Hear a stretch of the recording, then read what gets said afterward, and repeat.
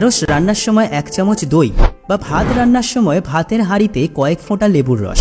দারুণ প্রয়োজনীয় 25টি দুর্দান্ত ও অতি সাধারণ কিছু টিপস যা আপনাকে অবাক করতে বাধ্য। দেখুন, লেবু কাটার আগে কুসুম গরম জলে ঘণ্টাখানেক ডুবিয়ে রাখলে লেবুর রস বেশি হয়।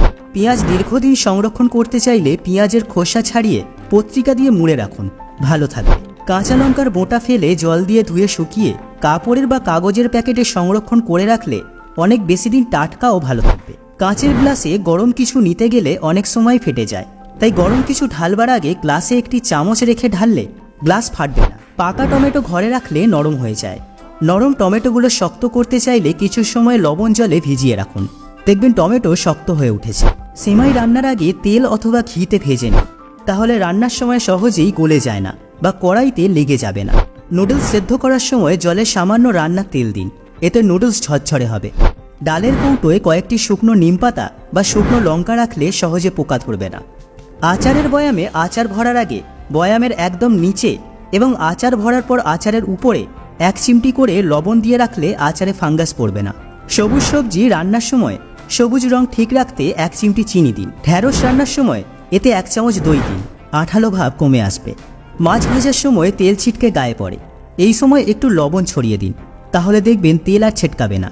কড়াই বা ফ্রাই প্যানে খাবার পুড়িয়ে ফেললে দাগ পড়ে যায়, সেই দাগ দূর করতে কুচানো কিছু পেঁয়াজ দিয়ে গরম জল ঢেলে দিন, পোড়া দাগ চলে যাবে। ভাজার জন্য কেটে রাখা বেগুন বেশ কিছুক্ষণ আগে লবণ হলুদ মাখিয়ে রাখলে তেল কম লাগে। চাল ধোয়া জলে স্টিল ও কাঁচের প্লেট গ্লাস কিছুক্ষণ ডুবিয়ে রেখে তারপর ধুয়ে নিলে প্লেট গ্লাস একেবারে ঝকঝকে হয়ে যাবে। 16. বেগুনি বানানোর সময় বেগুন কেটে ধোবেন না, ধুয়ে তারপর কাটবেন, তাহলে বেগুনের গায়ে ভালোভাবে বেসন লেগে যাবে। কেক পুডিং সমানভাবে কাটতে চাইলে চাকুটি গরম জলে ধুয়ে নিন। 18. চিনির পাত্রে 2-4টে লবঙ্গ দিয়ে রাখলে পিঁপড়ে ঢুকবে না।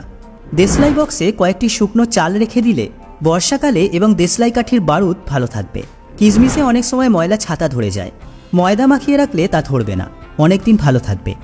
মাছ নরম হলে ভাজার সময় একটু ময়দা বা চালের গুঁড়ো মাখিয়ে তারপর ভাজুন, মাছ সহজে ভেঙে যায় না এবং মুচমুচেও হবে।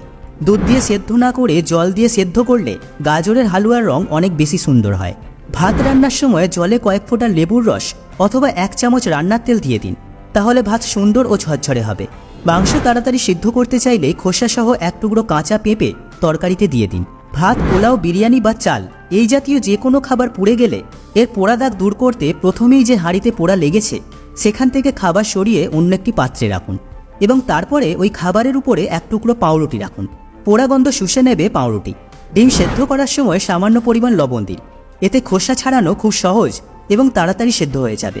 বিস্কুটের পাত্রে সামান্য চিনি দিয়ে রাখলে বিস্কুট মুচমুচে থাকবে। বিস্কুটের পর ফ্রিজে রাখলেও বিস্কুট মুচমুচে থাকে।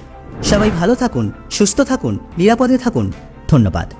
ভিডিওটি ভালো লেগে থাকলে লাইক, কমেন্ট এবং শেয়ার করতে ভুলবেন না।